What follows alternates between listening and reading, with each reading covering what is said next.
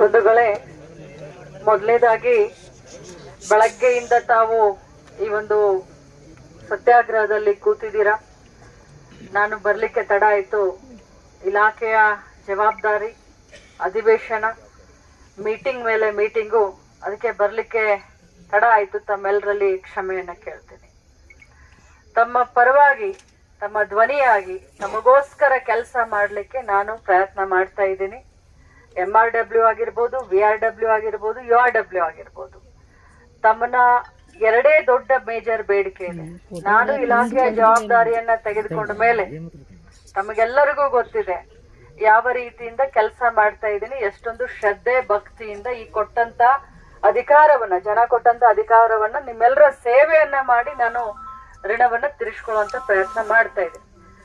ಈಗ ಬಹಳಷ್ಟು ಸಾರಿ, ಇದು ನಾನು ಬಹುಶಃ 5ನೇ ಸಾರಿ ತಮ್ಮ ಸತ್ಯಾಗ್ರಹದಲ್ಲಿ ಪಾಲ್ಗೊಂಡು, ವಿಶೇಷವಾಗಿ ನಮ್ಮೆಲ್ಲ ಏನು ನವ ಕರ್ನಾಟಕ ಸಂಘಟನೆ ಇದೆ, ಇಡೀ ಕರ್ನಾಟಕ ರಾಜ್ಯದಲ್ಲಿ ಪ್ರತಿಯೊಬ್ಬರ ಕಣ್ಣನ್ನ ತರಿಸ್ಲಿಕ್ಕೆ ನೀವು ಪ್ರಯತ್ನ ಮಾಡ್ತಾ ಇದ್ದೀರಿ.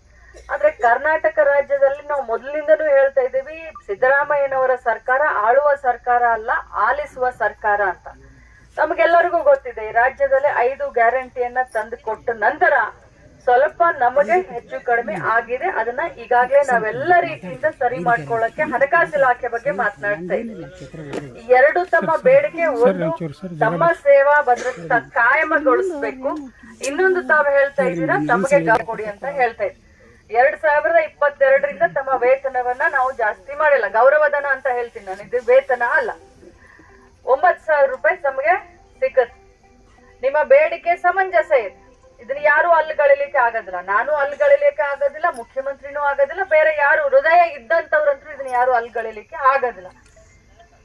ದೇವ್ರು ಎಲ್ಲ ನಮ್ಮನ್ನ ಚೆನ್ನಾಗಿಟ್ಟನೆ ಒಂದ್ ಹೆಜ್ಜೆ ನಡಿಯಕ್ ಹೋದ್ರೆ ನಾವು ಹೆಚ್ಚು ಕಡಿಮೆ ಆಗ್ತೀವಿ. ಅಂತದ್ರಲ್ಲಿ ವಿಶೇಷ ಚೇತನರು ತಾವು ಸಮಾಜದಲ್ಲಿ ಎಲ್ಲರ ಹಾಗೆ ಸ್ವತಂತ್ರವಾಗಿ, ಎಲ್ಲರ ಹಾಗೆ ಸ್ವಾಭಿಮಾನದಿಂದ ಬದುಕಲಿಕ್ಕೆ, ಬದುಕನ್ನ ಇನ್ನೊಬ್ರು ಕಟ್ಲಿಕ್ಕೆ ತಾವು ಸಹಾಯ ಮಾಡ್ತಾ ಇದ್ದೀರಾ.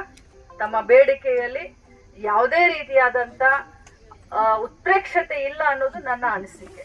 ಖಂಡಿತವಾಗ್ಲೂ ಏನು ಮಾನ್ಯ ಮುಖ್ಯಮಂತ್ರಿಗಳು, ಆಗಿನ ವಿರೋಧ ಪಕ್ಷದ ನಾಯಕರು ಸಿದ್ದರಾಮಯ್ಯ ಸಾಹೇಬ್ರು ಬಂದು ತಮ್ಗೇನ್ ಭಾಷಣ ಕೊಟ್ಟಿದ್ರಿ, ಅದನ್ನ ನಾನು ಅವ್ರಿಗೆ ಹೋಗಿ ನೆನಪಿಸ್ತೀನಿ. 1ನೇದು.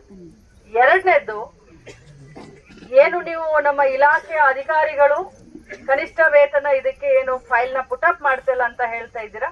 ನಾನು ಬೆಳಗ್ಗೆನೆ ನಾನು ಆದೇಶವನ್ನ ಕೊಟ್ಟಿದ್ದೀನಿ ನನ್ನ ಇಲಾಖೆ ಅಧಿಕಾರಿಗಳಿಗೆ, ಇಮಿಡಿಯೇಟ್ ಆಗಿ ಫೈಲ್ ಪುಟಪ್ ಮಾಡಬೇಕು ಫೈನಾನ್ಸ್ ಡಿಪಾರ್ಟ್ಮೆಂಟ್ಗೆ. ನಾವು ಎಲ್ಲರೂ ಸೇರ್ಕೊಂಡು, ಅದು ಎಷ್ಟಾಗುತ್ತೋ ಬಿಡುತ್ತೋ ಅಂತ ನಾನು ಈಗಲೇ ಹೇಳಲಿಕ್ಕೆ ಹೋಗೋದಿಲ್ಲ ನಿಮಗೆ.